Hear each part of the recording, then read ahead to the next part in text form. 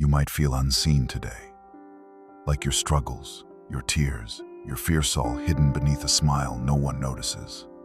But there is one who sees deeper, not just what's visible, but what stirs beneath the surface. He sees your heart.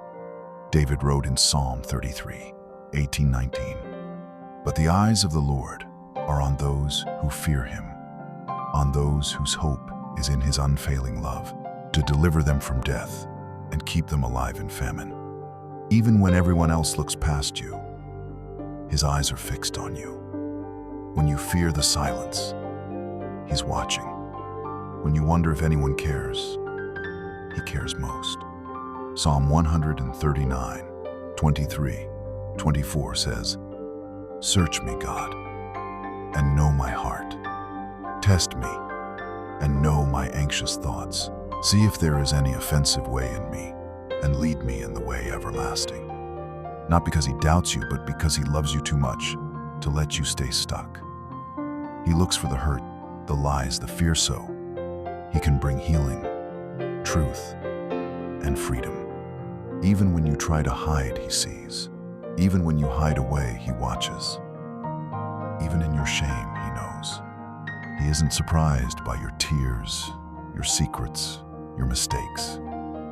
He's moved by them. Jesus said in Matthew 9, 4, 6, referring to forgiveness, which is easier, to say, "Your sins are forgiven," or to say, "Get up and walk"? But I want you to know that the Son of Man has authority on earth to forgive sins. He didn't ask you to prove yourself before he loved you. He didn't say, "Tell me all your stuff first." He just knew and forgave.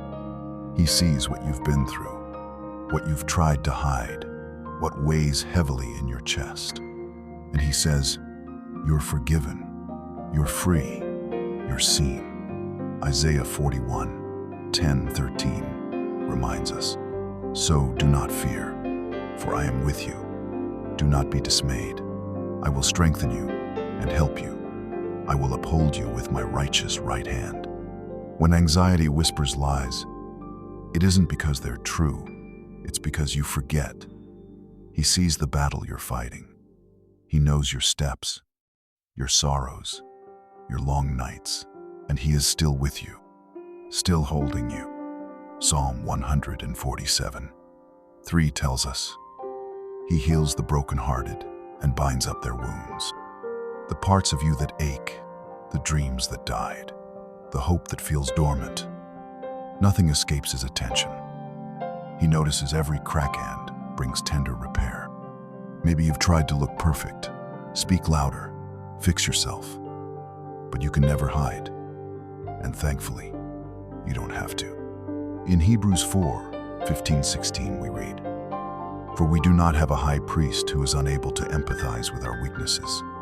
Let us then approach God's throne of grace with confidence, so that we may receive mercy and find grace to help us in our time of need." He already knows your messy heart, your wounded story, your unmet needs. And still, he calls you forward, not to condemn, but to comfort and restore. Tonight, sit in that truth. He sees your heart, not just the surface, not just what you show. He sees all of you, and he still says, "I love you. I'm with you. I'm for you." So breathe. Take one hand off the mask. Let him look. Let him heal. Let him love. Hebrews 4, 13. Nothing in all creation is hidden from God's sight. Everything is uncovered and laid bare before the eyes of him to whom we must give account. These words may feel exposing, but they are not meant to shame. They're a comfort, because the one who sees everything is also the one who forgives everything. He doesn't just glance. He searches. He sees the hidden pain you push down to keep functioning.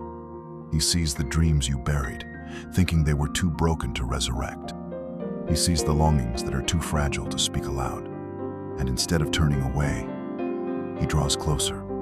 Isaiah 57, 15. "I live in a high and holy place, but also with the one who is contrite and lowly in spirit. He's not distant. He's not waiting for you to clean yourself up first.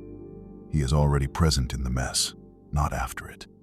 Luke 7 tells the story of a woman with a past uninvited, unworthy in the world's eyes, who weeps at Jesus' feet and wipes them with her hair. And what does he say? Her many sins have been forgiven as her great love has shown. He saw not her shame. He saw her heart. Jesus never spoke to shame. He spoke to hunger. He saw the thirst for mercy, the longing for acceptance, the deep ache to be known and still loved. He sees your repentance. He sees the ache behind the silence. He sees the flicker of hope behind your questions, and he honors it. Psalm 51:17. The sacrifices of God are a broken spirit. A broken and contrite heart God will not despise. God doesn't require you to come whole. He wants your honest pieces. He won't despise your brokenness. He'll meet you in it. It's not your strength that moves his heart, it's your surrender. You don't need to perform. You don't need to pretend. You just need to come. He already sees, and that means you can rest. Zephaniah 3:17. The Lord your God is with you. He will take great delight in you. In his love he will no longer rebuke you, but will rejoice over you with singing.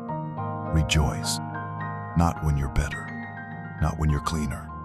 No, he rejoices over you because he sees the heart beneath the habits, the faith beneath the fatigue, the yes beneath the fear.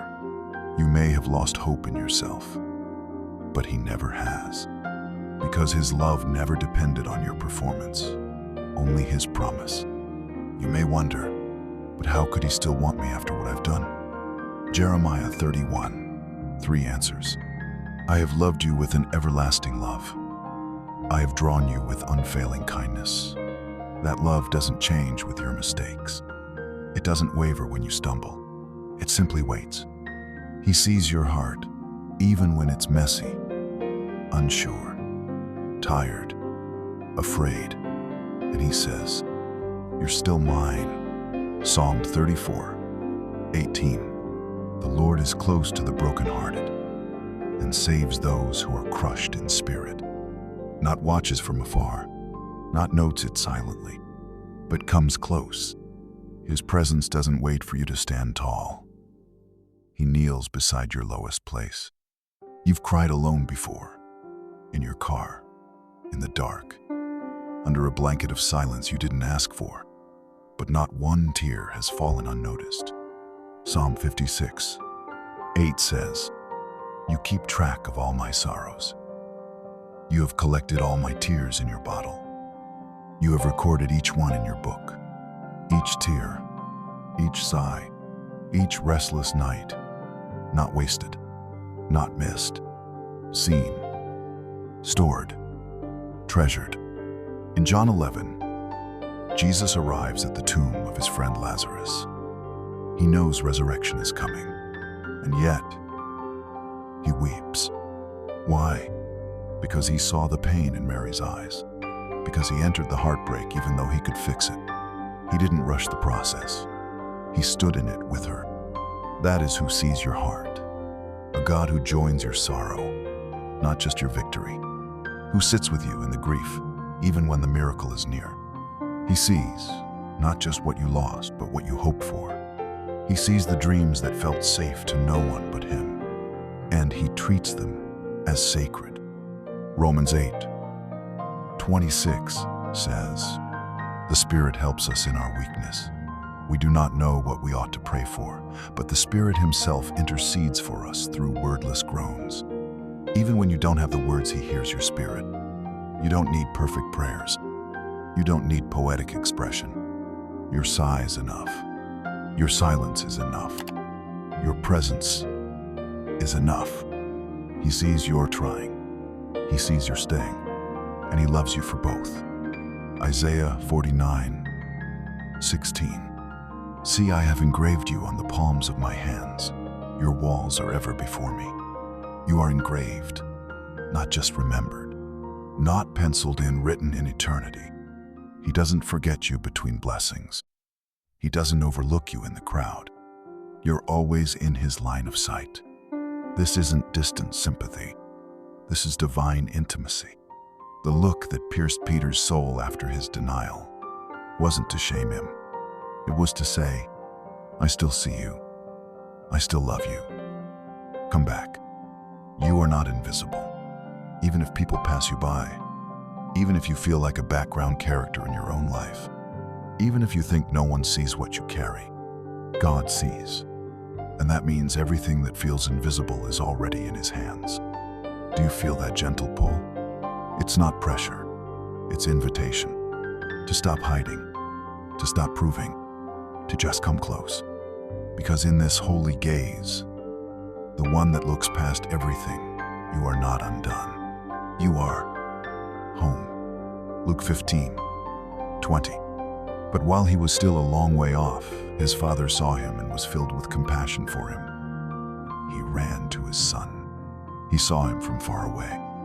Not when he arrived polished and prepared, but when he was still limping, unsure, ashamed. The prodigal hadn't even spoken yet, but the father ran. Because the gaze of love doesn't wait for apology. It moves at the first sign of return. And tonight, maybe you're that son, still far off, still wondering if you'll be welcomed, still afraid to be honest. But he sees you, and he is already running. Revelation 3:20. Here I am. I stand at the door and knock. If anyone hears my voice and opens the door, I will come in. This isn't a command. It's a call. He's not breaking in, he's gently knocking. Because love always waits for an invitation. And maybe your heart has been shut tight. From disappointment, from fear, from the way people treated you in his name. But he's not people. He's not the voice of shame. He's not the silence that hurt you. He is the God who sees.